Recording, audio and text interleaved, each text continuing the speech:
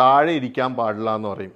താഴെ അത് ആക്ച്വലി അവർക്ക് നേരത്തെ തന്നെ താഴെ ഇരിക്കാൻ പറ്റാതെ ആവുമ്പോഴാണ് സാധാരണ നീ റീപ്ലേസ്മെൻറ്റ് ചെയ്യുന്നത്. അത് അങ്ങോട്ട് ഫോളോ ചെയ്യാമെന്ന് മാത്രമേ ഉള്ളൂ. ബിക്കോസ് അത് മെയിൻലി നമ്മുടെ ചുറ്റുമുള്ള മസിൽസൊക്കെ വീക്ക് ആയതുകൊണ്ടാണ് ആർത്രൈറ്റിസിലേക്ക് പോകുന്നത്.